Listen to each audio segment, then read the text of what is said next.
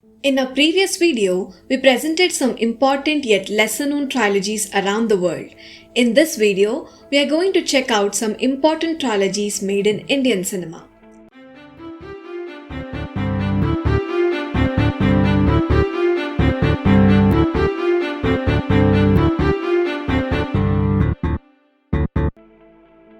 Ram Gopal Varma is not just a filmmaker, he himself is a film movement.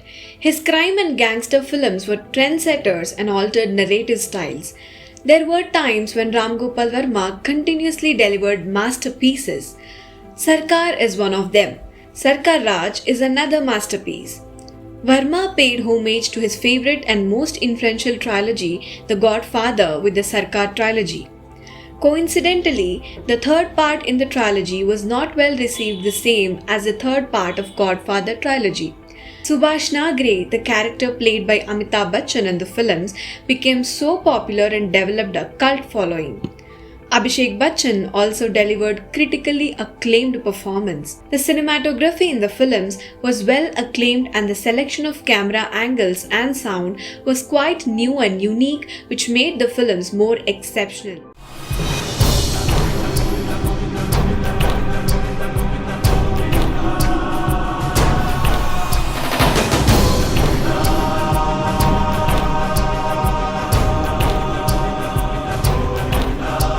Both the movies, Sarkar and Sarkar Raj, was archived at American Academy of Motion Pictures Library. Watch this trilogy to know RGV's true potential. Sai Bharadwaj, one of the most acclaimed contemporary filmmakers in Bollywood, adapted William Shakespeare's popular plays into Bollywoodish crime noir films. Macbeth was made as Maqbool with Mumbai underworld as its backdrop. Othello was made as Omkara with political crimes as its backdrop. Hamlet was adapted as Heather with Kashmir issue as the backdrop. All these films mark the finest performances of its respective actors, which brought them immense acclaim and awards. The music of these films was composed by Sai Bharadwaj himself, which was highly appreciated.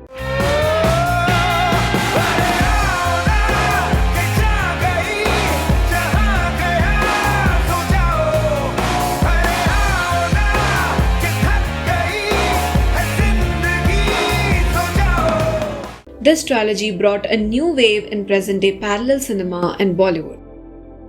Satya is an internationally acclaimed gangster drama that is known for its realistic depiction of organized crime in Mumbai underworld. Satya is a cult film which is considered as one of the most important and influential films of the Hindi cinema. Company is another highly acclaimed gangster film that was rumored to be the unofficial biography of mobster and terrorist Dawood Ibrahim. It was followed by another gangster film, D, which is based on the real-life Mumbai underworld organization, the D Company. D was directed by Vishram Sawant, whereas Varma produced the film. This gangster trilogy is considered a masterpiece by the critics and was later influenced by many other filmmakers to make films with similar themes. British director Danny Boyle cited Company and Satya as inspirations for his Academy Award-winning film Slumdog Millionaire. These films offer slick and mesmerizing portrayals of the Mumbai underworld.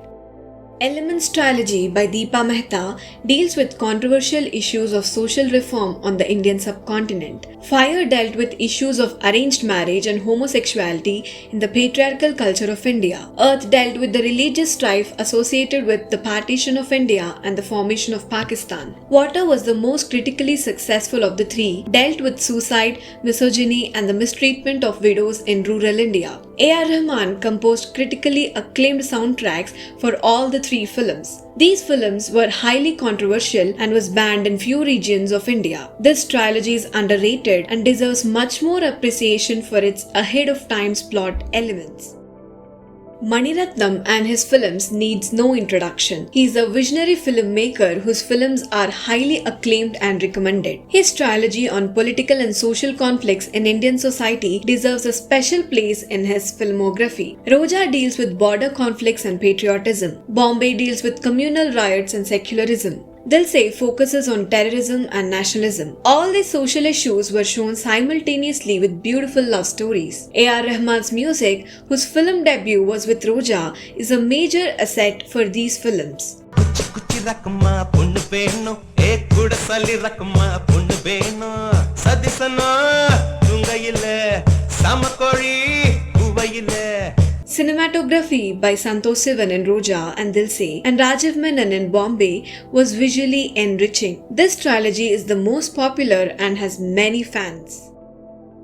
Satyajit Ray, who is considered as the pioneer of Indian parallel cinema, made his celluloid debut with highly acclaimed Apu trilogy. These three films portrays the life of an aspiring Bengali novelist, Apurba Kumar Roy, from his childhood to his teenage to his adulthood. Pathar Panchali portrays the childhood of Apu in their ancestral house. Aparajito portrays the adolescent Apu, his education in a rural school and a Calcutta college, and his relationship with his mother. Upper Sansar depicts Apu's adult life, his reaction to his wife's premature death, and his final bonding with his son, whom he abandoned as an infant. Ray's portrayal of rural India, small delights of daily life, visual lyricism, and social realism established the Apu trilogy as global landmark. These films deserve multiple watches for its finest showcase of strong humanist themes. Calcutta Trilogy is another important trilogy by utter filmmaker Satyajit Ray. The films deal with the rapid modernization of Calcutta, rising corporate culture and greed, and the futility of the rat race. Pratidwandi tells the story of Siddhartha, an educated middle-class man caught up in the turmoil of social unrest. Seemabadha tells us the story of Chatterjee, who is an ambitious and self-made young man who becomes the director of the company he works for. Janaranya portrays the economic difficulties faced by middle-class, educated, urban young man Somnath in 70s India. There's another Calcutta trilogy which was directed by another important filmmaker, Mrinal Sen. The Interview was a path-breaking film in terms of the narrative innovation and cinematic technique. It was a film on the colonial hangover. It touched upon the diverse issue of anti-establishment, middle-class cowardice, unemployment. Calcutta 71 is a collection of stories or an anthology film depicting the Naxalite activity, starvation of common people, social and political corruption. Padatek was about dispirited communists in 1970s Calcutta who are risking their lives for a cause that forever seems out of reach. Ray's Calcutta trilogy was smarter in outlook with stylish editing and cinematography with sharp performances by the actors, while Sen's Calcutta trilogy was more rational with realistic treatment shown especially of the destitute people and was highly unpredictable, surrealistic with revolution being held at supreme in most of the scenes. Both the trilogies are still considered as among the finest of all time in Bengali. The movies made by the two iconic Indian directors are still appraised to be well ahead of its time. All these trilogies are well written and well made across a variety of genres. Watch them if you haven't watched it yet. If you watched any of these, share your thoughts on the films in the comment section.